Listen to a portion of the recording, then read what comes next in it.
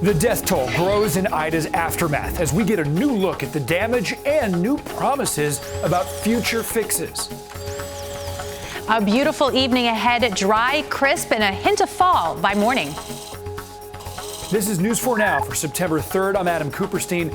And as the waters recede, the death toll is rising 2 days after Ida devastated the tri-state. At least 41 people are now dead because of that storm. More than half of those are from New Jersey. And News 4's Tracy Strahan is in Highland Park with the recovery there. This morning's stroll at Donaldson Park saw residents coming back to see the things they completely couldn't see after Wednesday's storm. I didn't see park benches. I didn't see any of the roads. I didn't see that stop sign was underwater. That sign as you come in was underwater. The impact of Wednesday's storm can still be seen throughout the Garden State. Chopper 4 was over Bridgewater, where remaining floodwater stranded a New Jersey transit train stuck on Millbrook Bridge. 3 of the state's rivers, the Passaic, the Raritan, and Delaware, continued to rise after the rain stopped. Governor Phil Murphy says Friday's sun isn't the final solution. While the weather may be good and while the floodwaters may have receded, we're still not out of the woods. There was an explosion at Saffron Banquet Hall on South Main Street in Manville, but the flames were left burning since that area was surrounded by flooding, still not accessible to fire crews. Rescue teams in Cranford, New Jersey effected 300 rescues by midday Thursday, bringing people and pets to dry land, much of them through deep, rushing water. Longtime residents of Raritan River towns have seen flooding before, but not like this. I've seen it a couple times like this. We've been here 15 years. It doesn't happen very often, but it's a mess. We were warned. State officials say the death toll is expected to climb, not from the tornadoes that devastated areas like Mullica Hill, but the unprecedented flooding. Governor Murphy was asked if better warnings may have spared those tragedies. Tornado warnings get heeded immediately. People hear that, they go to their basement, and I think too many people, sadly, when they hear flooding, they think, you know what, it's water. I can deal with it. Yeah. And bless their souls, we've got 25 people who tried and lost their lives. The confirmed number of tornadoes that touched down in our area is now up to 7, 4 in Pennsylvania, 3 in New Jersey. And the most powerful of all, that tornado that hit Mullica Hill in Gloucester County, the National Weather Service says it appears to have been an EF3 with estimated maximum winds of 150 miles per hour. It damaged dozens of homes. It demolished one with a pregnant woman inside, but thankfully, she and her family survived. Everything was just crashing down on us. The light was shining through. There was nothing over us. Our whole 2-story house just crumbled around us. Here in New York, Governor Kathy Hochul is getting a first-hand look at the damage in Westchester County and says the White House has pledged to help. In Yonkers, you can see a mudslide dumped a mountain of debris on Metro North tracks. There are vehicles in the bottom of that slide. They plunged down from a parking lot. Governor Hochul visited that area to see the mudslide for herself, and she vowed to help the businesses and all the homeowners there. And she talked to President Biden and got approval to bring in support. The governor says she is confident that the state will easily meet that $30 million damage threshold, and her goal is to help every single homeowner and business impacted.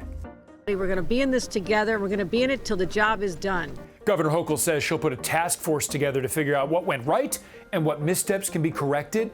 She also wants alerts on all platforms to be in multiple languages. In the city, Mayor DeBlasio is proposing major sweeping changes to prevent flooding like this and to get people out of danger. Besides infrastructure improvements, the mayor also explained the city's new climate-driven rain response. The plan here includes new warnings, evacuations, and the possibility of a travel ban even in the event of extreme weather or even a subway shutdown. The mayor also addressed the danger of basement apartments during floods. With extreme weather happening more frequently, the mayor says these changes are necessary. It is an entirely different reality. And we all, and I want to speak on behalf of all city agencies here, we have to change what we do across the board. We have to change our entire mindset because we're being dealt a very different hand of cards now.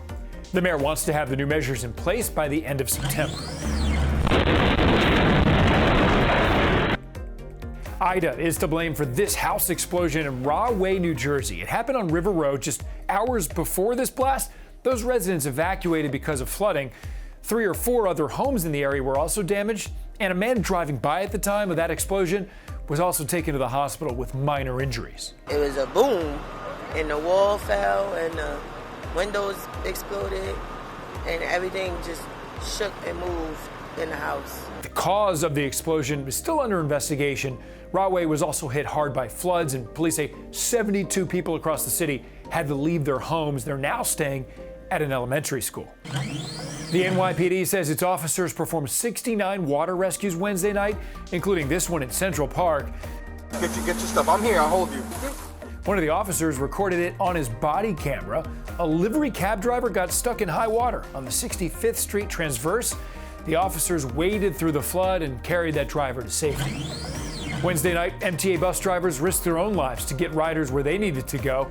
And among those drivers, Rosa Amonte, who faced down this flash flood on Queens Boulevard in Maspeth. With up to 4 feet of water floating in the aisles, Amonte drove on, even as her terrified passengers climbed up on their seats, just trying to get out of harm's way. Governor Hochul honored Amonte for her bravery. She said passenger safety was her first priority. Can you imagine the terror that people experienced in that moment? But she didn't pull over and say, I'm out of here, I'm going home. My only thing, I just think I'm going to go through this water. I'm going to take my passenger to the other side. Amonte also made a point of saying she was not the only bus driver who braved the flooding like that.